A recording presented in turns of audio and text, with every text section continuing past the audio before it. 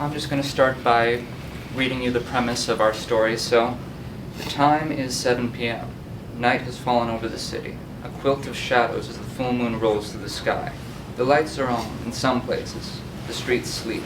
The rivers steam, and the buildings stand cold and mute. Within them, shredders are humming, and waste paper baskets are burning. Only the most precious documents are being prepared for evacuation from the archives located throughout the city. Lists of names, account numbers, and the code words to set terrible things in motion. Badgeless, with white overcoats that cover their sidearms, members of the secret police are overseeing the operation.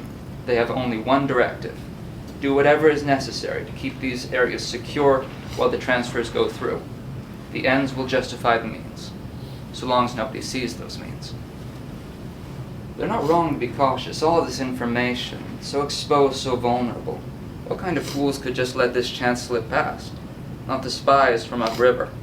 The reward is worth any risk, the power to topple a nation, and all the credit for doing it. However, that also means all the credit for failing. Tonight their ringleaders will have to find a way to lunge for the prize, while covering their asses at the same time. While the hubbub, it's a revolution. Or maybe just a few punks. Either way, every avenue is going to echo with it tonight, because the flyers have been sent and the weapons cache is opened. Now they just have to set the ball rolling and get it done before the people lose their nerve. Then we have the last contenders in play, the cops out on the beat, out to bust some skulls with due process, of course. If they can stamp out the sparks fast enough, it's possible they can stop the blaze before it engulfs the city. However, once things get started, the difference between friend and foe gets blurry. But so long as the bullet goes through, who cares that it went in through the back? Here it goes. Everything happening tonight, hour by hour. Are you ready, Commander? Yeah. Okay, so here is our game, Hazard. I think that from that little bit of story introduction, you kind of get what's going on. We have four factions. We have the punks, the cops, the spies, and the secret police. The secret police are white, spies are in black, cops in blue, punks in red. Now, here is our board. Starting off, we have the evacuation countdown. It's going to go from 8 to 1 by round. So we're starting off here on 8.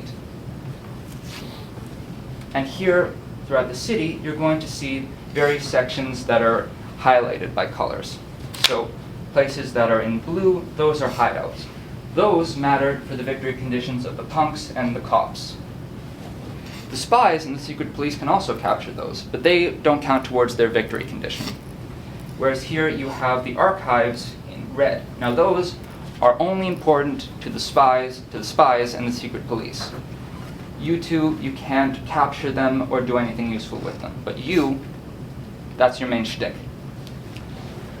A short introduction.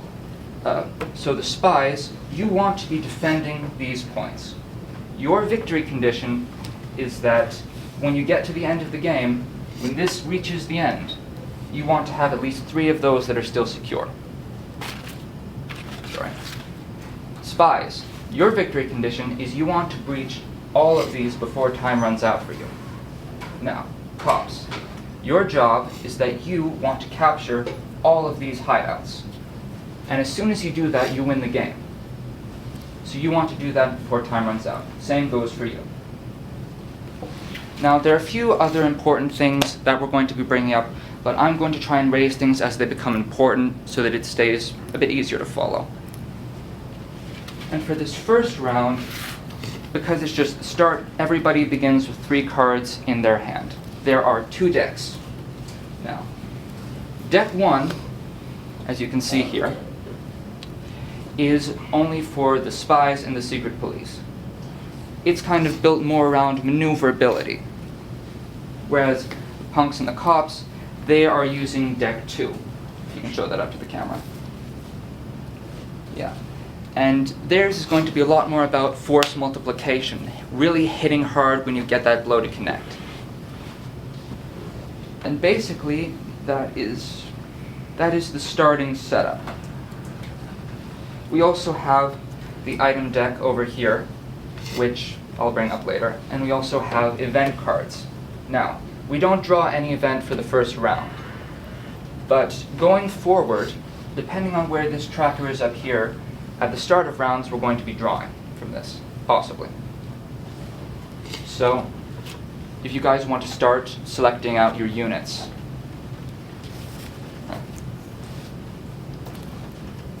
Not at the highway. Yeah.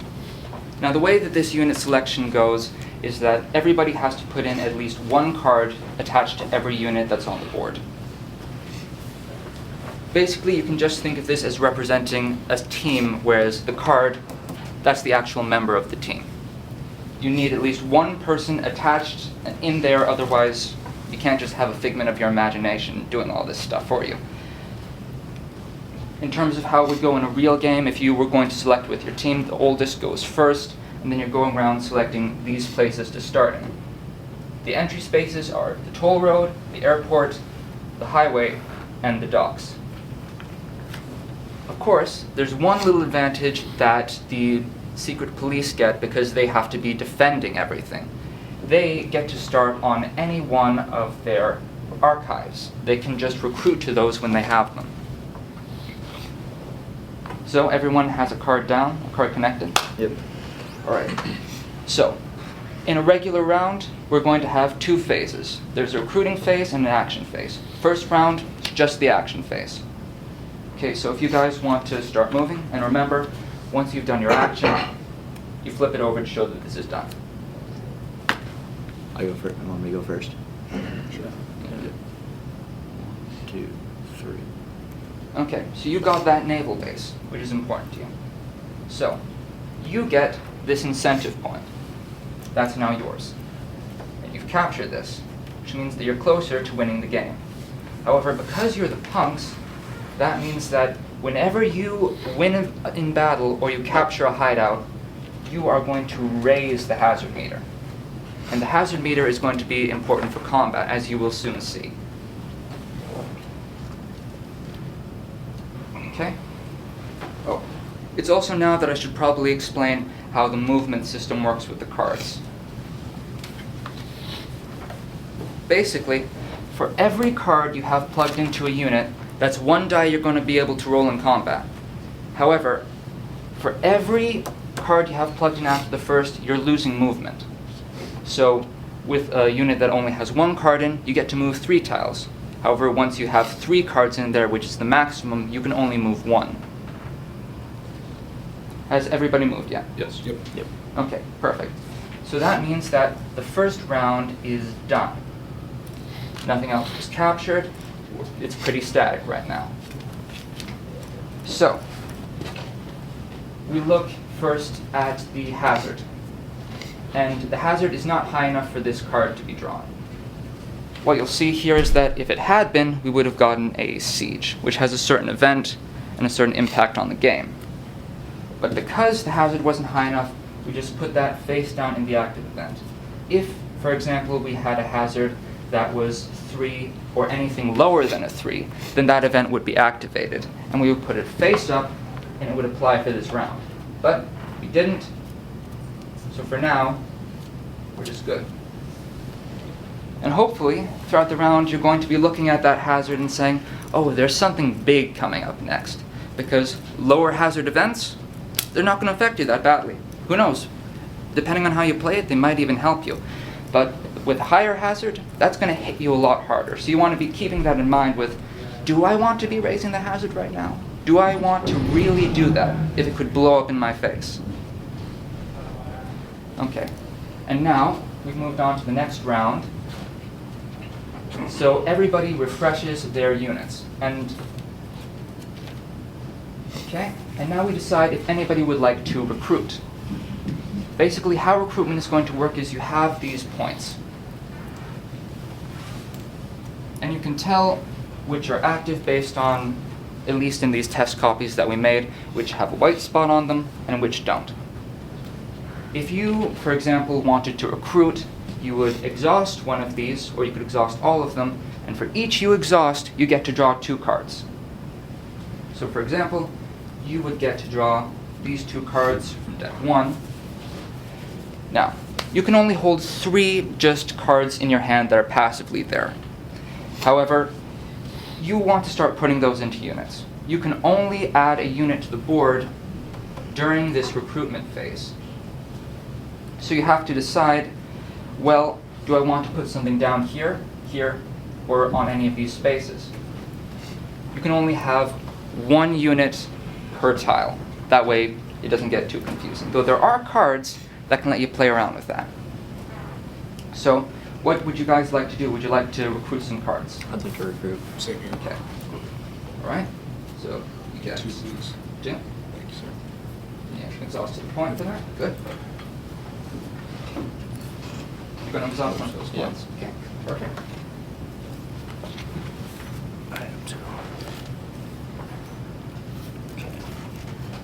Okay. Now, if you want to add a unit to the board, you don't have to spend these points to do that. You just have to be able to add cards into it. And you also have to have a place where you can actually enter that unit onto the board. So, does anybody want to add units to the board now? Yeah. I will add a unit to the board. Okay. So let's go around deciding who wants to use what space. I'll take that.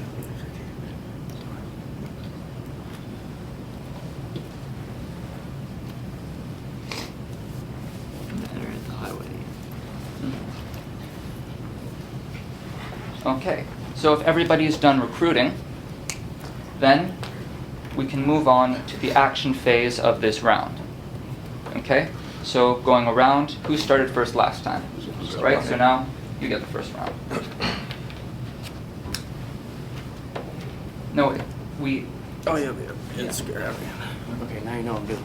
Yeah. So then, where's your capture flag for that, please? Oh, yeah. Yeah.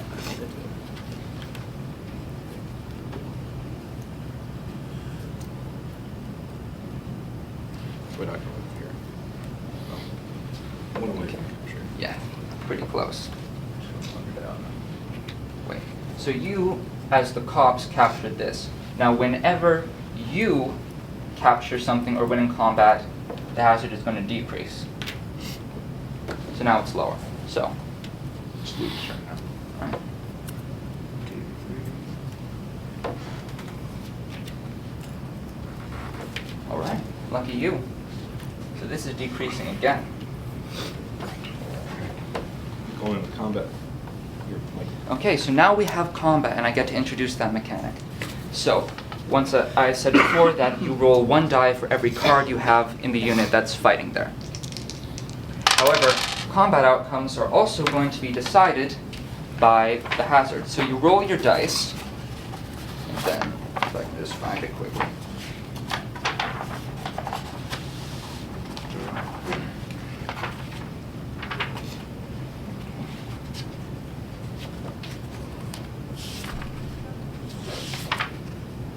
Alright, so here we have our dice rolls, and that shows how each of the factions is going to be interacting with the hazard meter during combat. You can see here that there are hits, critical hits, and misses. So when you're fighting, you're going to want to keep that in mind, because basically this is showing whose corner the ball is in right now. Whether or not you want to be the factions that are more of a hammer, these two, or more of a scalpel. Alright, so what did you two roll? 5 and a 3. A 5 and a 3. So the hazard is currently 1. And you are the spies, which means that you got a hit and a critical hit. So that's 1 point and 2 points, so 3. You rolled a 1, that is a miss. So that means that you win. Now, how many cards were in that unit? 1? Okay.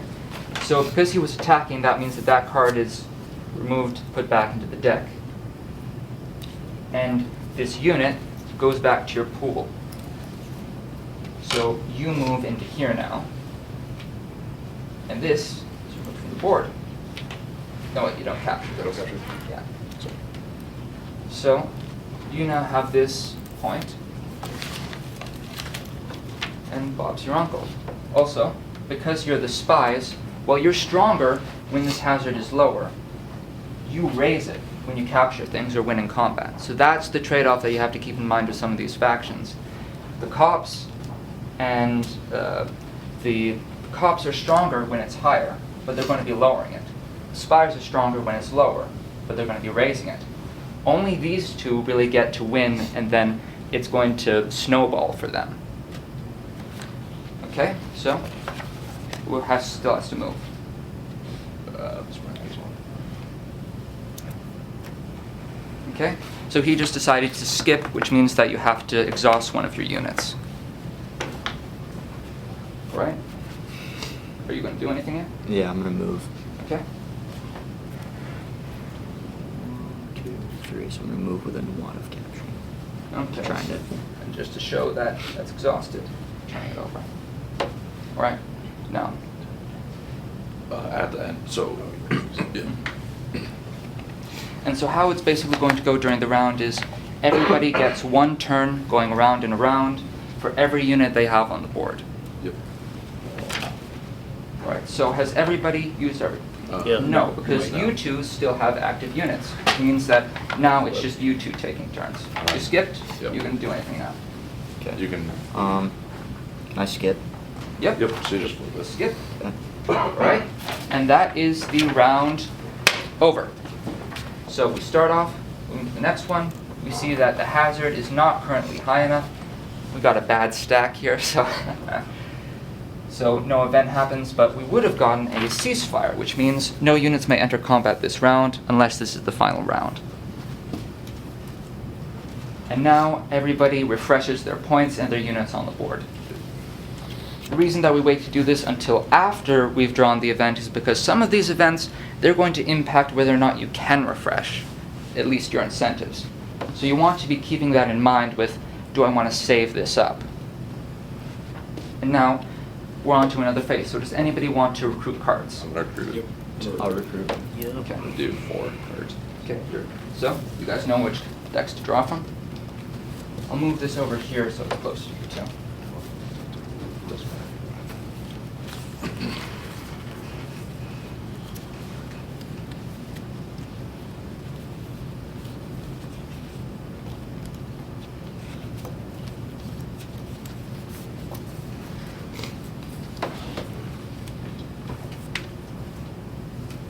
Alright, so Ari over here decided to recruit something to the supply line, which I'm going to quickly explain to you. So, yeah. So here's the duckbill. The other deck 2, has a similar card to this called the egghead. And basically what this means is that you get +1 movement down the supply line every turn. You get a base 1 movement down the supply line when you put a unit in there. So every turn, every round, as a turn during the basic action phase, you can decide, well, I want to start moving this down here. And so after a few turns, you're going to get to the bottom, and you're going to get an item, you're going to draw a card, and then go back up to the top. Now in this case, you would have gotten tear gas. Now there are a bunch of different items that we have in the deck. You get barricades, the IED, and the helicopter. Now, a lot of these you're going to want to consider when you use them, because they have areas of effect, and it's going to matter how you position them. For example, if I put down a barricade, that means that depending on how I position this, the spaces to the sides and this space are going to be unpassable. You can't get over it. Whereas with tear gas, you put this down, and it's an immediate effect where this round, for the next turn, every unit that's within 1 tile has to use their turn just moving as far away as possible because they just got gassed. We have TNT, the IED. Basically, every unit within 1 tile just flatly lose some cards. One thing to keep in mind with these two is that when you're using tear gas, for every unit you hit, that's going to lower the hazard. Whereas with an IED, for every unit you hit, that's going to raise it. So that's the trade-off, especially if it's going to hurt you strategically. You want to consider, is it better to just obliterate this guy for free, but then I can't fight so well? Or do I want to think about this more in terms of changing it, changing the balance of power right now? And then we have the helo, which actually brings up a mechanic that I haven't had time to talk about yet. So basically, you can probably tell that there are different areas of the map. They look different and they kind of have these bolded borders. Basically, this just matters for I've talked about recruiting units to the board, but let's say you have a unit on the board already and you just lost in combat, or you want to add more cards to it. So, in order to do that, you can do it during the reaction phase, but it has to either be on a place that you control, or it has to be an area that's connected to a place that you control. Basically, that's our simple way of simulating supply. What you get to do with the helo is that you can set this down. Let's say that you're stuck over here and you don't really have a way of supplying yourself once you get out here. But you have units there that are low. And it's going to take you a while to just recruit someone new and get them over there. So you decide, you know what, I'm going to put this helo down, this helicopter, and that means that I can recruit a unit there, or all the units that are in there, I now have supply there. I can start adding cards to them if I so choose. Okay. So, with that explained, and I hope it makes sense, anything else that we need to do? Everybody's decided if they're recruiting or what units they want to add. Yep. Okay? So then, on to the action phase. You're first, right? I think you're first. Yeah. The two. Actually, I'll move my supply back to my Okay. space. There. Yes. Yeah. So you've got a base movement of 1, and because you've got that duckbill in there, you got another movement. Yeah. Walk it down. Yeah. You can just flip it. Just flip it over. Yeah. Thank you. Perfect. I'm going to recruit this guy. Oh wait, you had to do that during the recruitment phase. Oh, Yeah. okay. Oh, okay. Can You I? see, we're still learning. We made the game and we're still learning, so it's okay. Can I capture this? So you had the attack bunny. Yeah, Okay. you would have to Yep. attack Yeah. that. So, we're currently in the middle of the hazard, a hazard of 2. So you guys have, honestly, reasonable chances of getting something. So, you roll for how many cards you have involved. So each roll 1. So you got a 2, which means that as the punks, you get in 1 hit. You got a 6. That means that you miss. So that means that the punks win. You only had 1 unit in there, so Yeah. you're losing that card and you're losing this. If you had more than 1 card in a unit, you would only be losing 1. And basically that means that your opponent would decide which of your cards they wanted to remove, and then you would have to retreat backwards from the direction that you were attacked. If that, for some reason, was obstructed or you couldn't, then it would be the defender's choice which tile they had retreated into. So you just beat them, which means you have the option to move straight in there. if you Yeah. want. Alright? So now that you've captured this, wait, since you were the punks, you want to combat, so this increases. Yep. But you've also now captured a hideout, so it increases again.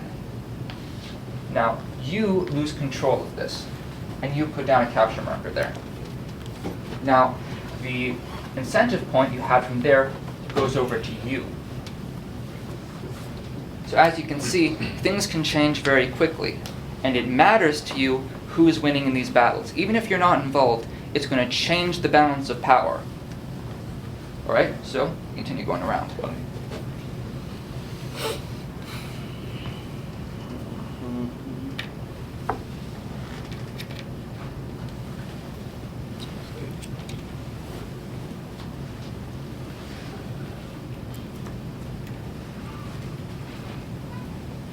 Alright?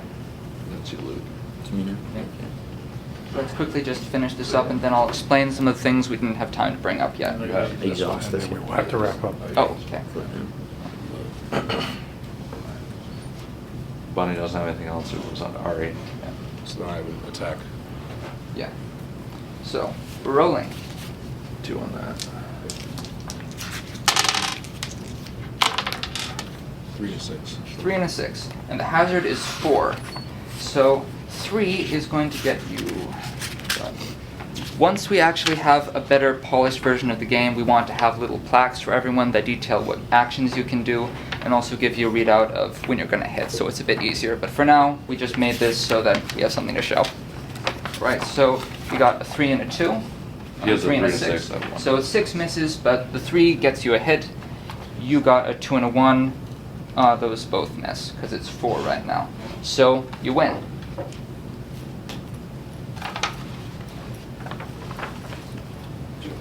I had 2. So. You had 2, so you're only losing 1, and you have to retreat. You can only retreat into here.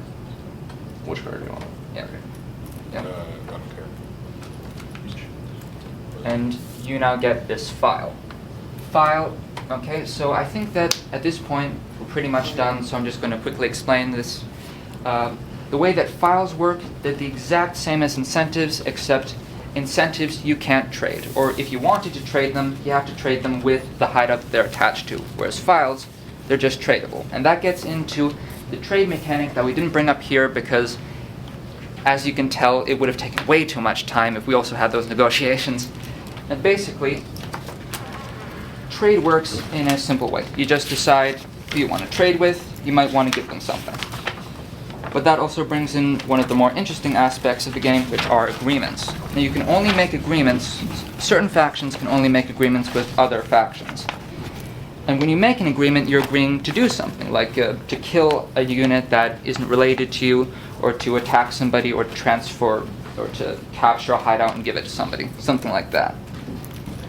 And basically, for agreeing to do that, if we actually had our little plaques, you would put down an incentive on whichever agreement you were making, and then that stays there until they accomplish it, and you would get the resulting bonus as the person who's agreeing to do this.